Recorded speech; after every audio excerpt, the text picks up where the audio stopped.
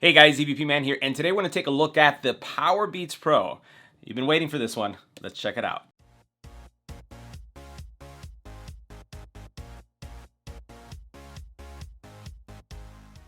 Now in this video, we're going to take a look at the Powerbeats Pro. They've been recently released, but incredibly difficult to get your hands on. So we're lucky that we were able to find one, get one in the studio, and we're going to do several things. So if you're curious about the audio quality, we're going to cover it here. If you're curious about the call quality, we're going to do an EBPMAN style call quality test, so you're going to see that here. We're also going to talk about fit and finish. We're going to talk about how it works with both Android and Apple, and then we're going to talk about, obviously, why you'd want to get these over the AirPods 2. Let's get right to it. Make sure you hit the subscribe button and tap the little bell icon to get notified when new videos become available. Now the first thing we're going to do is go through the unboxing, and these have a really simple unboxing process. So we're going to just pull it out just like this, then we'll open up this way, and then here we have our Powerbeats Pro. So massive battery case. So that's the first thing that you can see right there. We'll put that to the side. Let's see what else is here. Okay, so we have, I kind of like this. We have a little instruction book, right? We're not going to bother with that. And then you have a charging cable. And it looks like this charging cable, let's go ahead and try to get this out of here. Yep, there we go. So this charging cable is using proprietary Apple connector, but I kind of like the black cable. This is pretty cool. I'll definitely have this one in my bag.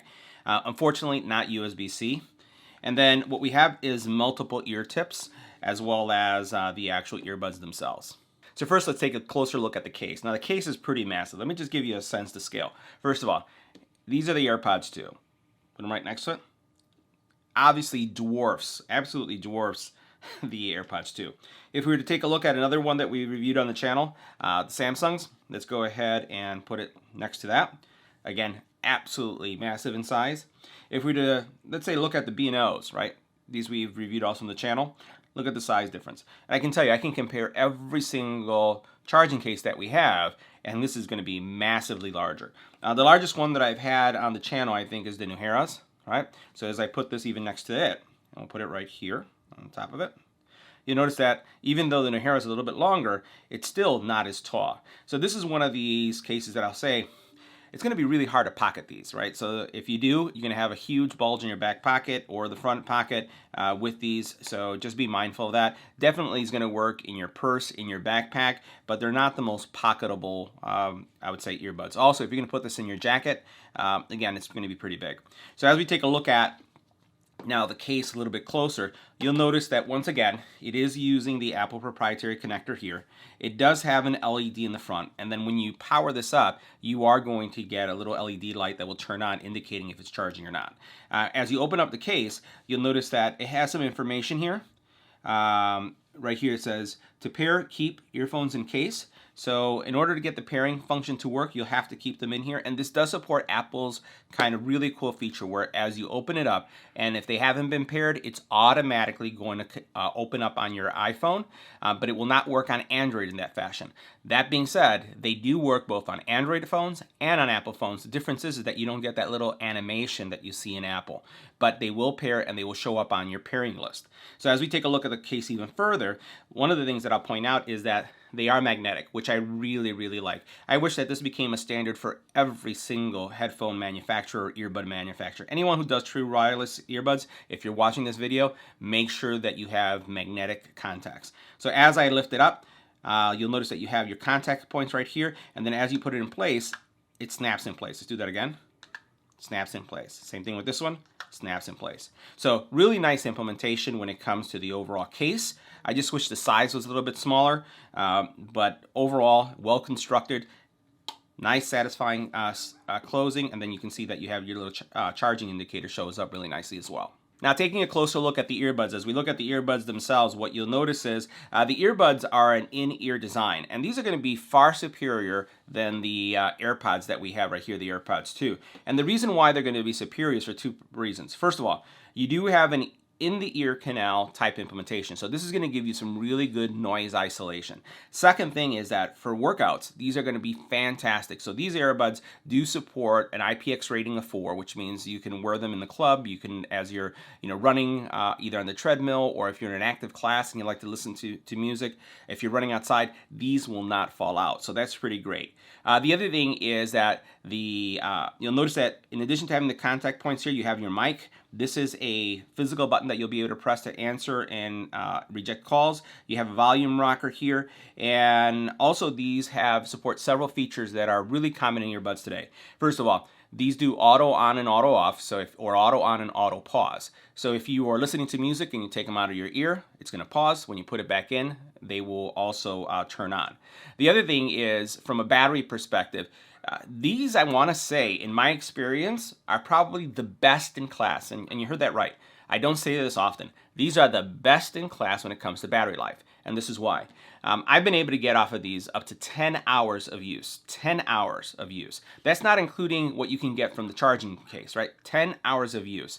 Now, what makes these even more powerful and why I would consider them best in class for battery life is because you can actually use these independently. So they're not going to be a master slave like we've seen with some other ones, where one controls the other. These work independently, just like the AirPods. So that means that if you have this one on, and let me put it on so you can see what it looks like. You twist like this, and this is how they go in place. And they get really secure, and they have great noise isolation, right?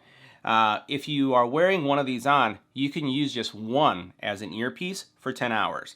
And then when this one's done, put it in the case, and then you can grab this one, put it on, just like that, and now you have another 10 hours. That's 20 hours of battery life. That's like crazy. So fantastic, fantastic battery life.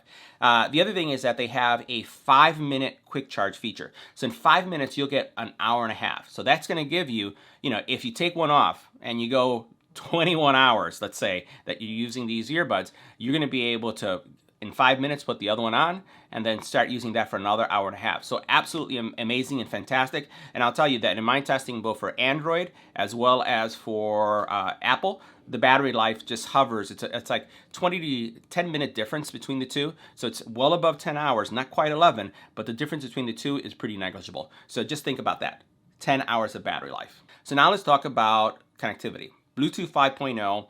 Around 30 feet, no issues. Going through walls, no issues. Nothing with keeping your phone in your pocket and having any kind of disturbance on the Bluetooth signal.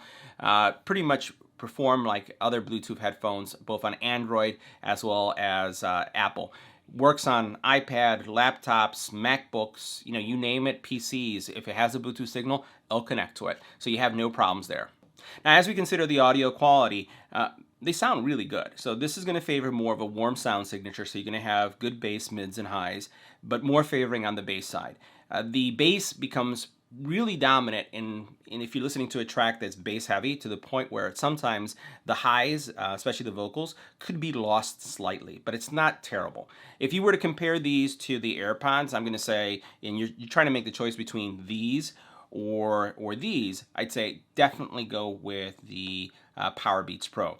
They're going to have a better sound experience for you for two reasons. First of all, they have a better sound stage, so you're going to be able to distinguish more of the different instruments that are part of the track that you're listening to, even though it does favor some more of the bass. Second, because it has this in-ear type implementation where you're going to be having this is going in your ear canal, you get that passive noise canceling that's going to give you a better sound experience. So it's going to be more immersive. It's just going to be a better experience all in all. Now, at $249, if you were to think about other brands like, let's say, Sennheiser, for example, the Sennheiser is just going to be a better sound experience. But this, again, has battery life that blows that away, as well as how it's tied into the Apple ecosystem, and then just the overall sports fitness aspect of this, and then being able to use them independently really blows, I would say, Sennheiser out of the way, unless, again, you really focus on that audio quality.